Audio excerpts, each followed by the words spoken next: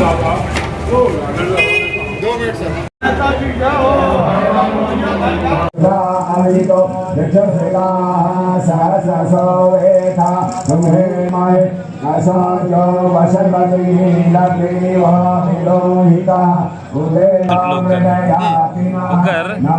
కుదులు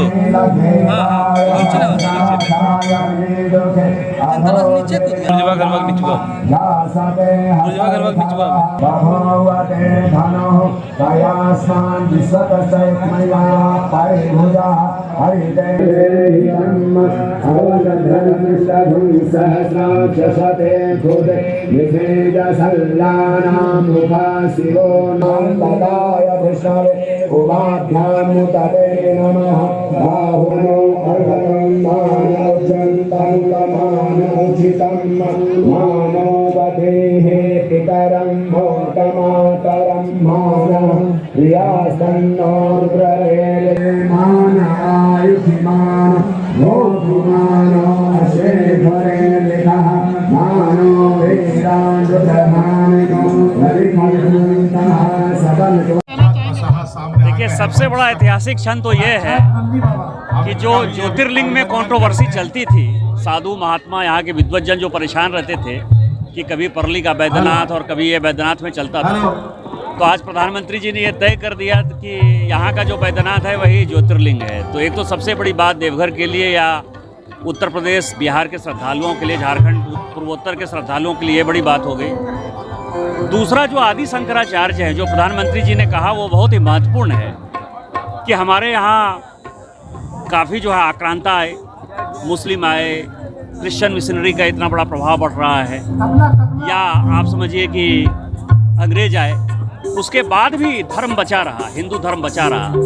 Buddhism में लोग convert होने की कोशिश किए, जैनिज़्म में लोग कन्वर्ट होने की कोशिश किए, सिखिज़्म में लोग कन्वर्ट होने की कोशिश किए, लेकिन जिन लोगों ने इस हिंदुत्व को बचाया, हिंदू धर्म को बचाया, देश को एक एकता में पिरोया,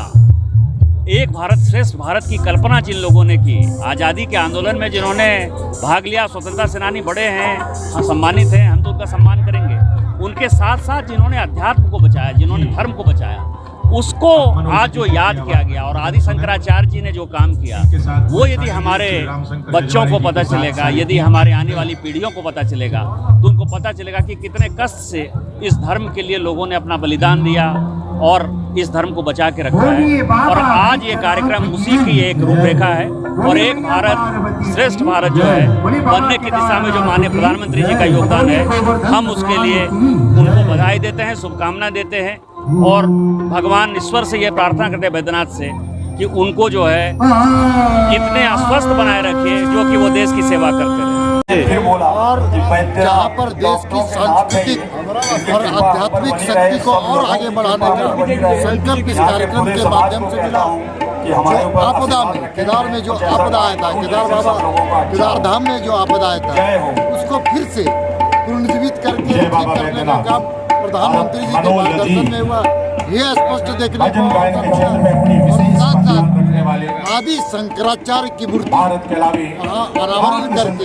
हम सब लोग मानते हैं कि आदि शंकराचार्य के जीवन से और उनके आध्यात्मिक संदेश से हम सब लोगों को एक नई ऊर्जा का प्राप्त। क्या लगता है देवघर बैद्यनाथ धाम को कुछ मिलेगा प्रधानमंत्री नरेंद्र मोदी के? निश्चित तौर पे ये एक ऐसे प्रधानमंत्री है जो आध्यात्मिक है,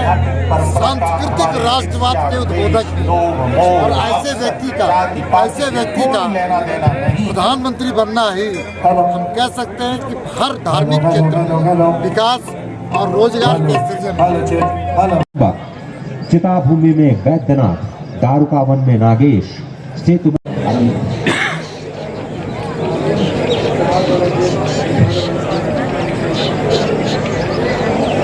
काट दिया।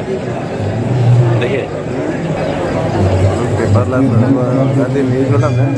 कार्यक्रम अभी चल रहा है,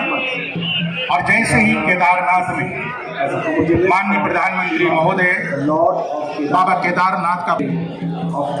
आदि गुरु शंकराचार्य जी की समाधि का लोकार्पण करेंगे, और उनकी ये 12 ज्योतिर्लिंग स्थलों में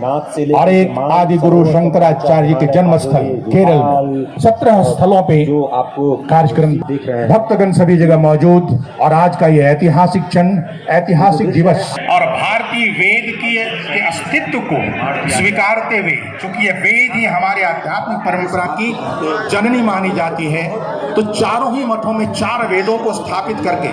और उपनिषद को जोड़ते हुए यह प्रमाणित करते हुए कि हम मनुष्य भी परमात्मा के अंश हैं, हम उनके अंश ही हैं। प्रयास करता हूँ कि अच्छा से किस तरीके से कैसे लोगों को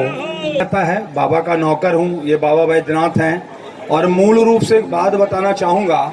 कि इन्होंने मृत्यु से लौटाया है, इन्हें बैद्यनाथ कहा जाता है। जय हो, जय बाबा बैद्यनाथ। और अब मनोज जी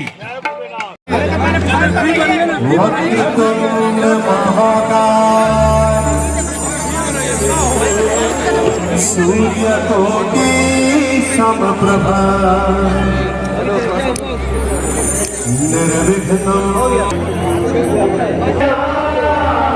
कौन सा ज्योतिर्लिंग बैद्यनाथ है कि परली बैद्यनाथ है, उसको माननीय प्रधानमंत्री जी ने क्लियर कर दिया कि पश्चिम में सोमनाथ है तो पूरब में बैद्यनाथ है, यही ज्योतिर्लिंग है। दूसरा, जो आदि शंकराचार्य जी ने इतने कष्टों के बाद भी हिंदुत्व को एक रखा, बचा के रखा, चाहे बुद्धिस्ट आए, चाहे जैनिज्म आया, चाहे मुगल आए, चाहे अंग्रेज आए, हम लोग जो लड़ पाए वो उन्हीं की प्रेरणा थी। उन्होंने अनेकता में एकता की बात की, एक भारत श्रेष्ठ भारत की बात की। आज आदि शंकराचार्य जी को याद करके और माननीय प्रधानमंत्री जी ने कहा कि स्वतंत्रता सेनानी के साथ साथ इनको भी याद करना चाहिए, जिन साधु महंतों ने, संतों ने जो है हमारे धर्म को बचा के रखा और अपनी आने वाली पीढ़ियों को जो है प्रेरणा देना चाहिए। तो आज एक बड़ा काम हुआ है, हम इसके लिए माननीय प्रधानमंत्री जी के जो है शुक्रगुजार हैं, उनको बधाई और शुभकामनाएं देते हैं।